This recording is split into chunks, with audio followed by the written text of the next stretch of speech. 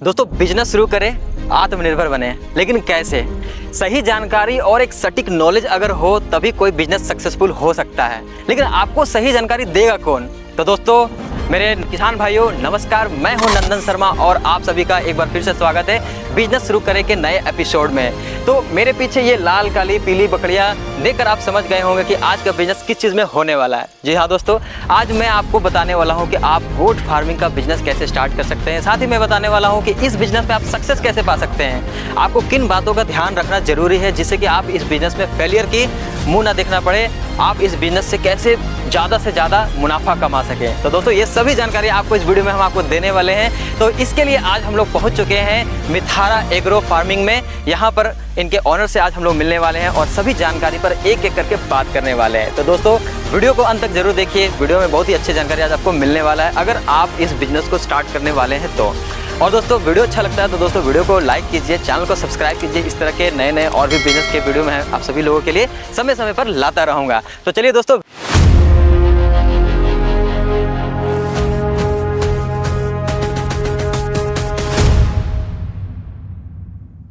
तो जैसा कि अभी मिथारा एग्रो गोट फार्म हम लोग पहुंच चुके हैं। आप इधर देख सकते हैं इतना बड़ा ये मिथारा जो गोट फार्म है, इतने बड़े एरिया में ये पूरा फैला हुआ है। तो अभी हमारे साथ इस गोट फार्मिंग के जो ओनर हैं ये हैं मिस्टर अमित कुमार जी। आपका बहुत बहुत स्वागत है हमारे चैनल पे। स्वागत है जानकारी शाम पे। तो आप थोड़ा सा आप अपने बारे में, अपने बिजनेस के बारे में हमारे दर्शकों को थोड़ा बता दीजिए।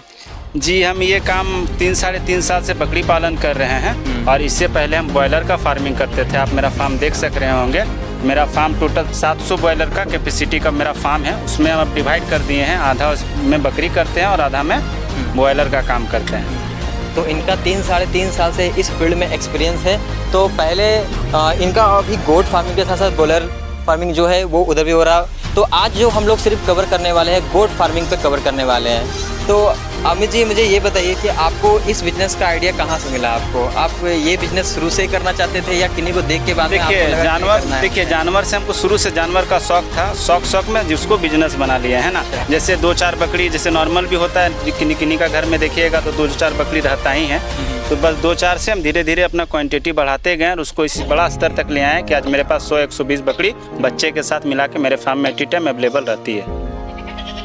तो अमित जी क्या है कि शौक के चक्कर में वो गाना है ना कि घर पे कितना स्टॉक है, तो आप देख सकते हैं ये मजाक सा पार्ट है। लेकिन चलिए मुद्दे पर आते हैं। तो अमित जी इस बिज़नेस के बारे में मुझे ना सही से समझाइए। जो लोग गोट फार्मिंग क्या समझते हैं, ये बिज़नेस पूरा प्रोसेस कैसे होता है, मार्केट में कैसा इसका डिमांड है, इस बिज़नेस का जो प्रोसेस है कैसे आप लाते हैं, कैसे मार्केट में सप्लाई होता है, डिमांड किस तरह से रहता है ना, इस बारे में थोड़ा सा मुझे बताइए। से देखिए हम लोग का मान के चलिए डिमांड से बकरीद हो गया, दुर्गा पूजा हो गया, मनसा पूजा हो गया, इस स्तर में हम लोग का डिमांड ज़्यादा होता है ना। जैसे कुछ किसान भाई को बच्चा चाहिए होता है तो बच्चा ही ले जाते हैं हम हमारे फार्म से, उस बच्चा को ले जाके बड़ा करके बेचते हैं। किन्हीं को गाभिन बकरी चाहिए होता है तो गाभिन बकरी भी मेरे से लेके जाते हैं। किन्हीं को स्टार्ट करना है तो वो गाभिन बकरी से भी स्टार्ट कर सकते हैं और या तो फिर छोटे बच्चे से भी स्टार्ट कर सकते हैं। अच्छा। और इस बिजनेस को स्टार्ट करने के लिए हम स्टार्टिंग में ज़्यादा बकरी सजेस्ट नहीं करेंगे किन्हीं को।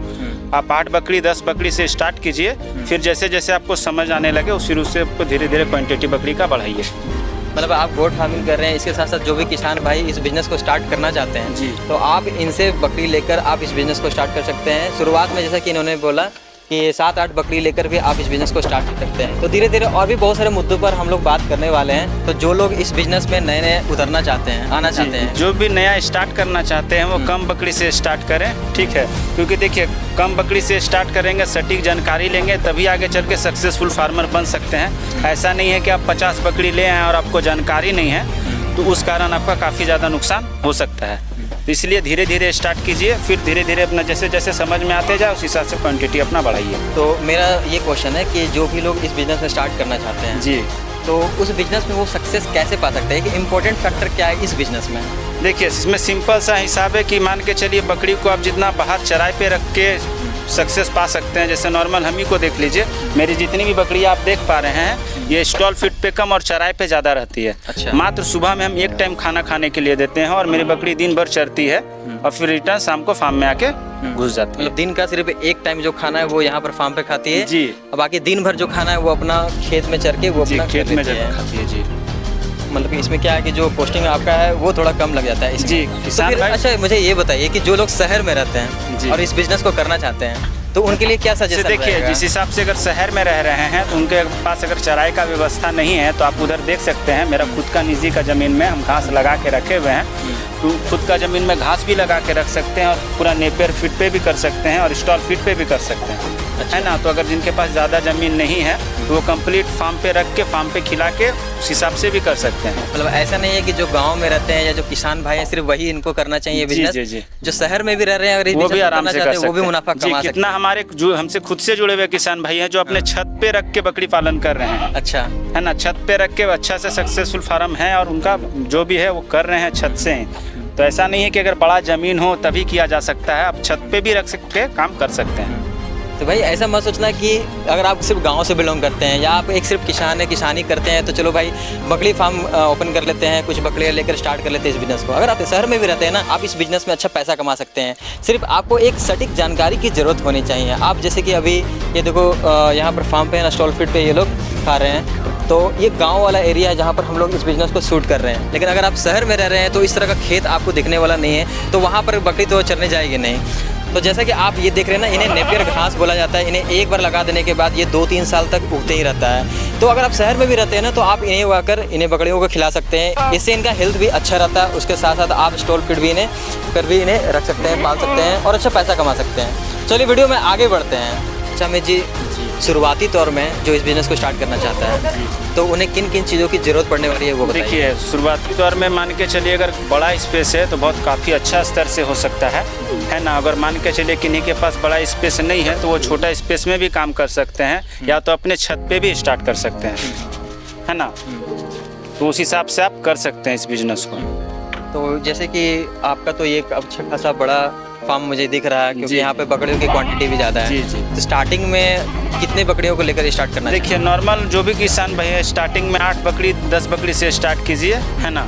वो आपके लिए बहुत अच्छा होगा किसान भाई के लिए। उसके बाद जिस हिसाब से धीरे धीरे समझ में आने लगे उस हिसाब से फिर आप धीरे धीरे क्वांटिटी बढ़ाइए। अच्छा, अगर 8-10 बकरियाँ लेकर स्टार्ट भी करते हैं जी। तो किन किन कौन सा ब्रीड लेना ज़्यादा बेस्ट रहेगा, ये सजेस्ट आप कीजिए। जी, जैसे देखिए हम लोग के झारखंड बिहार में ब्लैक बंगाल क्रॉस और बर्बरी ये बहुत अच्छा चलता है, तो आप इस नस्ल पे काम कर सकते हैं स्टार्टिंग में। आपके फार्म में कौन सा ब्रीड है?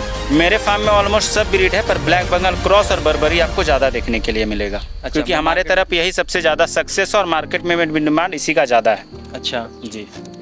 तो रिक्वायरमेंट की जैसे कि हम लोग बात कर रहे थे, तो स्पेस हो गया और ये गोट फीडर हो गया और इस तरह का शेल्टर जो हो गया। अच्छा, शेल्टर ये बनाना क्या ज़रूरी है? ऐसे खुले में रखेंगे तो क्या होगा? जी, खुले में बकरी नहीं रख सकते, क्योंकि मान के चलिए दिन भर आप खुले में रखिए। जैसे अभी मेरी बकरी बाहर है, दिन भर खुले में रहेगी, फिर जब शाम होगा तो उसको एक रहने के लिए स्थान चाहिए, है ना। तो शेल्टर एक ज़रूरी है। तो क्या ये सब का देख रेख के लिए भी आदमी रखना पड़ता है? जी, देखिए, अगर क्वांटिटी बेसिस पे है तो आप आदमी रखिए, अगर स्टार्टिंग कर रहे हैं तो आप खुद से भी कर सकते हैं। ऐसा कोई टफ काम इसमें है नहीं। मतलब टोटल डिपेंड करता है कि आप इस बिज़नेस को कितने बड़े लेवल पर करना चाहते हैं। अगर छोटे लेवल पर करना चाहते हैं तो आप एक छोटा सा शेल्टर बनवा लीजिए। आप खुद से देखभाल भी कर सकते हैं। जब आपका फार्म बड़ा हो जाएगा, ज़्यादा क्वांटिटी में आपकी बकरियाँ आ जाएगी, तब आप 1-2 आदमी भी रख सकते हैं। अच्छा, ये बताइए कि अगर इस तरह का शेल्टर हो गया, स्टार्टिंग में 8-10 बकरी जो हो गया लाना पड़ेगा, तो इन सब में टोटल खर्च कितना बढ़ जाएगा? जैसे देखिए, नॉर्मल हमारे पास बकरी 8,000 से लेके 20,000 तक की बकरी आएगी। अच्छा, ये तो डिपेंड करता है ब्रीड पे। ब्रीड अलग अलग ब्रीड का अलग अलग प्राइस होता जी है। जी जी। तो उसे 8,000 से लेके 20,000 तक की बकरी आएगी। और नॉर्मल शेड आप जिस हिसाब से आप जिस साइज़ का बनाइएगा उस हिसाब का आपका कॉस्ट आएगा, है ना। तो मेरे जो शेड है वो काफ़ी बड़ा है, तो मेरा कॉस्ट थोड़ा ज़्यादा आया। आप छोटा बनाइएगा तो आपका कॉस्ट कम आएगा। नहीं, एक अप्रोक्स बताइए, जैसे कि 8-10 बकरी लेकर, जैसे कि ब्लैक बंगाल हो गया और क्या आप बोल रहे थे? जी, तोतापुरी, बर्बरी, हाँ। है ना। तो इस तरह का 1, 2, 3, 4 करके 10 अगर बकरी लेकर और जी। एक ब्रीडर लेकर जी। स्टार्ट करते हैं तो लगभग कितना कॉस्ट आ जाने वाला है? जी, लमसम 1-1.5 लाख रुपया मान के चलिए 10 बकरी का आपका कॉस्ट आएगा। अच्छा, तो इसके बाद क्या है कि वो स्टार्ट कर सकते हैं बिजनेस जी, को? स्टार्ट कर अच्छा, इसका पूरा मैनेजमेंट कैसा होता है? मतलब कि गोट फार्मिंग का पूरा मैनेजमेंट कैसे स्टार्ट किया जाता है, कैसे होता है? जैसे देखिए, मैनेजमेंट में इसमें कुछ खास है नहीं। देखिए, थोड़ा सा फार्म का साफ सफाई का ध्यान रखना पड़ता है ना। बकरी आप जो भी नॉर्मल है मान के चलिए, बकरी को देखना पड़ता है शाम सुबह कि किसी को कोई दिक्कत नहीं है, प्रॉपर अच्छा से खाना खा रही है कि नहीं खा रही है। और सप्ताह 2 सप्ताह फार्म में जो सफाई वगैरह है, थोड़ा सा जैसे मान के चलिए अच्छा से झाड़ू लगाना या जो भी थोड़ा बहुत सप्ताह में एक बार चूना वगैरह मारना, तो ये सब चीज़ खास करके इसमें थोड़ा सा ध्यान रखना होता है। हाँ, मतलब कि साफ सफाई का खास ध्यान रखना जी। चाहिए। क्या तो फिर इनका मतलब कुछ क्या मेडिसिन वगैरह भी चलता है या कुछ ऐसा बीमारी इनको जैसे होता देखिए है? नॉर्मल जो भी बीमारी है उसका वैक्सीन है ना, तो 6 मंथ पे वैक्सीन लगता है, तो वैक्सीन कर दीजिएगा तो फार्म में कोई भी बड़ा बीमारी आपका नहीं होगा। अच्छा, मुझे इसका ना थोड़ा सा डीप जानकारी दीजिए।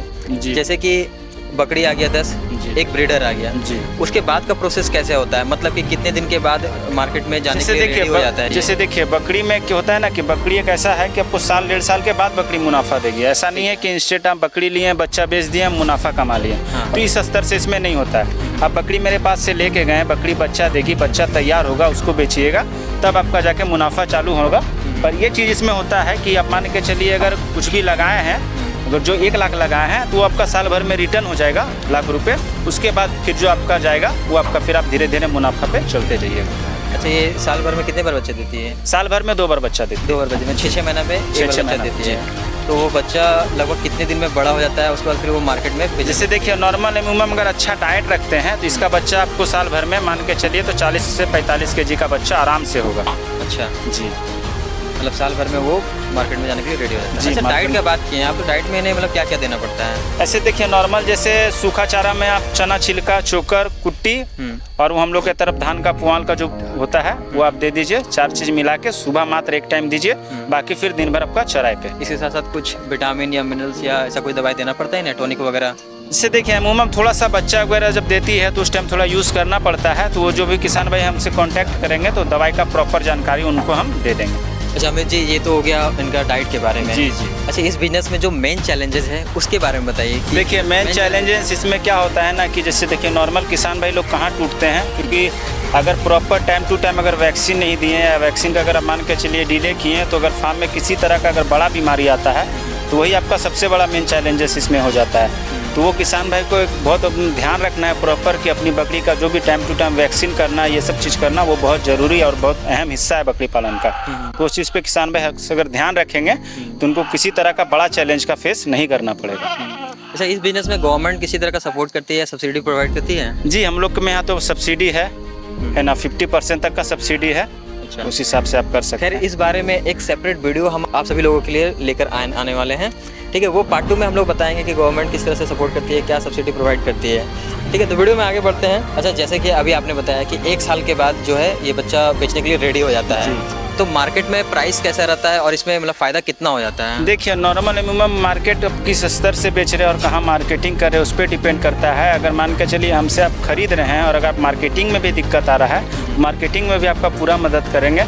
और नॉर्मल ओकेशन वगैरह में आप जैसे काम करते हैं, जैसे बकरीद हो गया, दुर्गा पूजा हो गया, मनसा पूजा हो गया, जो भी ओकेशन होता है उसमें अगर आप बेचिएगा तो आपका बहुत आसानी से बिक भी जाएगा और आप उसमें अच्छा मुनाफा कमा सकते हैं। अच्छा, बकरी पालन में आप किसी तरह का ट्रेनिंग प्रोवाइड करते हैं क्या? जी नहीं, हम ट्रेनिंग प्रोवाइड नहीं करते। अच्छा, अभी मार्केट में इस बिजनेस में मतलब कंपटीशन कैसा है? नॉर्मल अभी उस तरह का कुछ खास कंपटीशन है नहीं, है ना, क्योंकि नॉर्मल किसान चीज़ है। आप जिस हिसाब से इसमें जितना मेहनत कीजिएगा उतना मुनाफा कमाइएगा। तो आपके मेहनत पे डिपेंड करता है कि आप इस पर कितना पैसा कमा सकते हैं।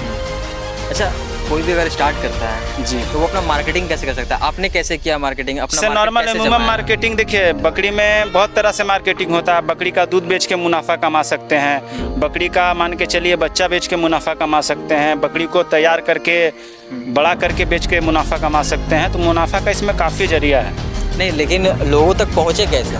आप ये बिजनेस कर रहे हैं लेकिन लोगों को कैसे पता चलेगा? इसके लिए कैसे मार्केटिंग आप करें? इससे देखिए नॉर्मल एमुमम क्या होता है कि जैसे हमारे गांव में जितना है तो बकरी अगर आपका बाहर निकलेगी ना तो बकरी आपका खुद प्रचार करके फार्म घुस जाएगी कि इनके पास बड़ा नस्ल का बकरी है, और किसान भाई आपसे खुद धीरे धीरे जुड़ते जाएंगे कि हमको बच्चा चाहिए या हमको बकरी चाहिए या हमको पाठा चाहिए।